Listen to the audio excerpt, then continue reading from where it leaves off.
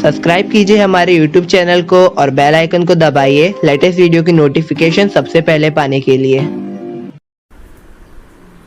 आज हम शुरू करेंगे क्लास 10 सब्जेक्ट है हिंदी, उसका चैप्टर नंबर 4 जो एक पूरक पठन है। इसके लेखक हैं विकास परिहार। पहले थोड़ा पद्य संबंधी देख लेते हैं। यहाँ दिया है हाइकू। हाइकू ये जो कविता दी है इसको हाइकू कहते हैं। ये कविता यह जापान की लोकप्रिय काव्य विधा है।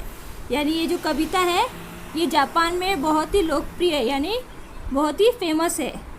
हाइकू विश्व की सबसे छोटी कविता कही जाती है। यानी जितनी भी कविताएं हैं उसमें से सबसे पूरे वर्ल्ड में सबसे छोटी कविता हाइकू ही होती है।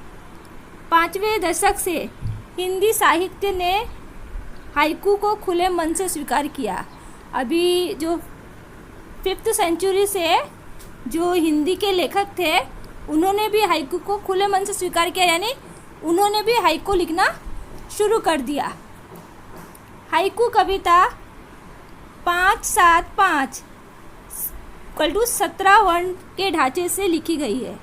अभी ये जो इस कविता के अंदर अगर हम देखेंगे ना तो पूरे 17 क्या बोलते हैं वर्ण है, यानी व्यंजन है। अभी काउंटिंग करेंगे, देखो र को 1, ग 3 4 5, तो देखो फर्स्ट लाइन में 5, सेकेंड लाइन में 7 व्यंजन है और थर्ड लाइन में 5। इसको ऐसे ही लिखा जाता है, फर्स्ट में 5, सेकेंड में 7 और थर्ड लाइन में 5। ये पूरा मिला के 17 व्यंजन होते हैं।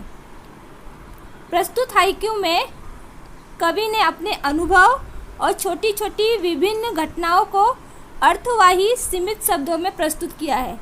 अभी ये जो कविता है ना, इसके अंदर कवि ने अपने छोटे छोटे एक्सपीरियंस, अनुभव यानी एक्सपीरियंस, और छोटी छोटी विभिन्न घटनाओं यानी उनके जीवन में जो छोटी छोटी समस्याएं हुई थी उनको उन्होंने सीमित शब्दों में यानी थोड़े वर्ड में इस कविता में बताया है। तो चलो हम कविता शुरू करते हैं। घना अंधेरा, चमकता प्रकाश और अधिक। यहाँ पे कवि कह रहे हैं कि जब अंधेरा होता है तो अगर वहाँ पे हमें छोटा सा भी प्रकाश दिखाई दे तो वो हमें अंधेरे में और ज़्यादा चमकता हुआ नज़र आता है। तो इस कविता के द्वारा कवि हमें संदेश दे रहे हैं कि घना अंधेरा यानी व्यक्ति के जीवन में बहुत सारी दुख तकलीफ़ें आती है, तो उस वक्त हमें एक प्रकाश यानी कुछ उस समस्या को हल करने का सही रास्ता हमें ढूंढना चाहिए। अगर हम वो रास्ता ढूंढेंगे तो जो हमारा अंधेरा यानी जो हमारी समस्याएं हैं वो ख़त्म हो जाएगी। कहने का मतलब ये है कि व्यक्ति को अपनी प्रतिकूल परिस्थिति में व्यक्ति को आशा नहीं छोड़नी चाहिए। करते जाओ, पाने की मत सोचो, जीवन सारा। अभी यहाँ पे कवि कह रहे हैं कि हमें अपने जीवन में कर्म करते रहना है। उस कर्म से हमें क्या फल मिलेगा उसकी हमें कोई आशा नहीं करनी है। हमें अपना जीवन में मेहनत करते रहना है, अपने जीवन को कर्म से भरते रहना है। हमें जो फल मिलना होगा वो हमको ज़रूर मिलेगा, लेकिन हमें इस उम्मीद में नहीं रहना चाहिए कि मैं अगर ऐसा करूँगा तो मुझे फल ज़रूर मिलेगा। बस हमें अपना कर्म करते रहना है। इस पंक्ति में हमें यही संदेश मिलता है। जीवन नया मझधार में डोले, संभाले कौन। अभी इसमें नया यानी नाव, मझधार यानी समुद्र के बीच में, और डोले का मतलब होता है डगमगाना। अब इसका पूरा मतलब जीवन नया, यहाँ पे कवि जीवन की तुलना एक नाव से कर रहे हैं जो समुद्र में, मझधार में यानी समुद्र में हमारा जो जीवन है डोल रहा है। यहाँ समुद्र हमारे जीवन में आने वाली परेशानियों, संघर्षमय जीवन को दर्शाता है। तो हमारे जीवन में बहुत सारे मुसीबतें, दुख, इन सब के बीच में ही हमारा जीवन चल रहा है। तो ऐसे में व्यक्ति के मन में ये प्रश्न आ सकता है कि ऐसी संकट की घड़ी में उसे कौन संभालेगा। तो आगे पैराग्राफ देखते हैं। रंग बिरंगे संग लेकर आया फागुन। यहाँ जो फागुन है वो मार्च महीना यानी जिसमें होली आती है, तो जो होली का त्यौहार है उसमें रंग लेकर आता है।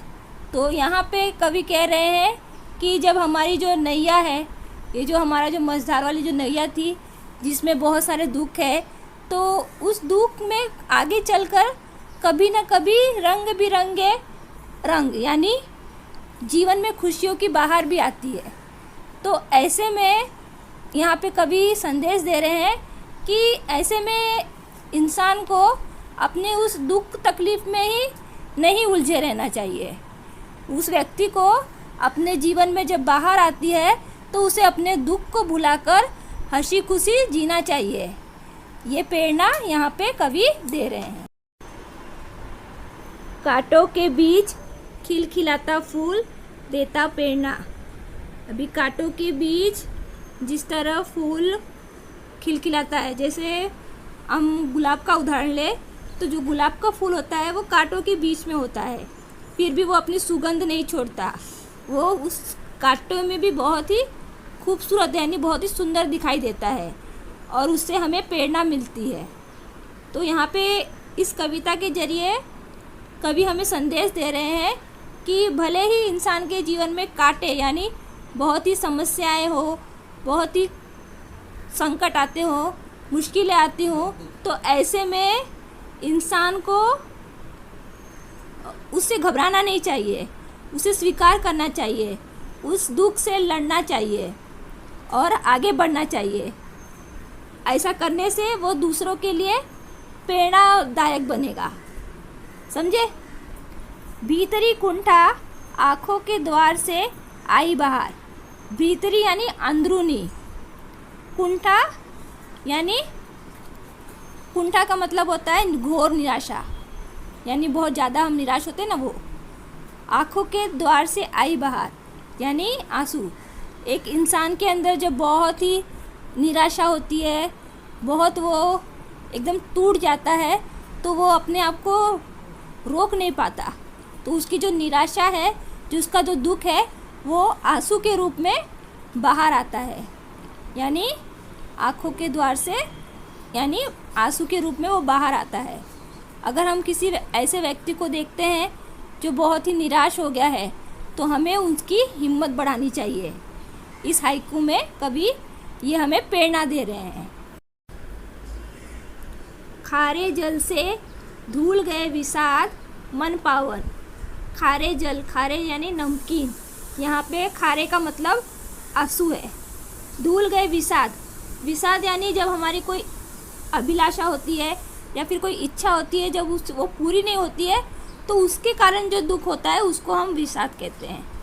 यानी यहाँ पे मीनिंग दिया हुआ है अभिलाषा पूरी न होने पर होने वाला दुख। तो इसका मतलब है कि जो व्यक्ति होता है, जब उसकी अभिलाषा यानी इच्छाएं पूर्ण नहीं होती, तो वो व्यक्ति आंसू बहाने लग जाता है। इतना दुखी हो जाता है कि उसके आंखों से आंसू बहने लग जाते हैं। इसके कारण क्या होता है, उसके विषाद धुल जाते हैं, यानी उसके अंदर का जो दुख है ना, वो अपने आप ही धुल जाता है। और जब वो दुख धुल जाता है तो मन अपने आप पावन हो जाता है। मृत्यु को जीना जीवन विष पीना है जीजी विषा। यहाँ पे जीजी विषा का मतलब होता है जीने की इच्छा, विष का मतलब होता है जहर। अभी ये थोड़ा डिफ़िकल्ट है, ध्यान से सुनना। अभी यहाँ पे कवि कह रहे हैं कि जो जीवन में जो दुख होता है, जो तकलीफ़ होती है ना, वो इतनी दुखदाई है कि वो हमें मृत्यु से भी ज़्यादा दुखदाई लगती है। समझे?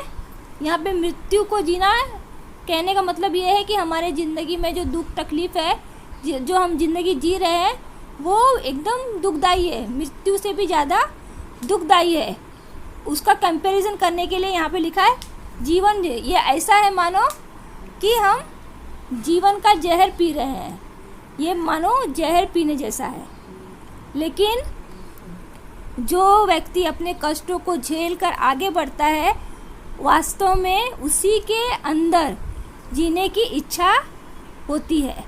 तो ये है जिजीविषा, उसका मतलब है।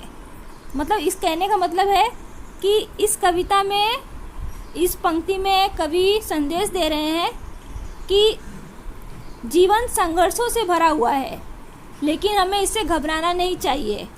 संघर्षों का सामना करते हुए हमें आगे बढ़ना चाहिए। मन की पीड़ा छाई बन बादल बरसी आंखें। मन की पीड़ा, पीड़ा यानी दुख। यहाँ पे कवि कह रहे हैं कि मन में जो भी दुख है, जो भी पीड़ा है, वो बादल बनकर आँखों में छा गई है और आँखों से आंसू बनकर वो बरसने लगी है। यहाँ पे कवि हमें ये बताना चाहते हैं कि अक्सर मन का जो दुख होता है वो आँख से बहने वाले आंसू की धारा से ही हमें पता चल जाता है। साथ चलती साथ पटरियां रेल की फिर भी मौन। यहाँ पे कवि कहते हैं कि जो रेल की जो पटरी होती है वो मौन यानी चुप रहकर साथ साथ चलती रहती है। मौन का मतलब होता है चुप रहना। तो जो पटरी है वो चुपचाप साथ साथ चलती है और इस बात का वो कभी ढिंढोरा नहीं पीटती कि हम साथ हैं। यहाँ पे कभी हमें संदेश देना चाहते हैं कि जो लोग हमारे शुभ चिंतक हैं, यानी जो हमारी परवाह करते हैं, वो बिना किसी दिखावे के हर परिस्थिति में, यानी हमारा अच्छा वक्त हो या बुरा वक्त हो, वो हमारा साथ निभाएंगे। कहने की ज़रूरत नहीं है, वो हर वक्त हर परिस्थिति में हमारा साथ निभाएंगे।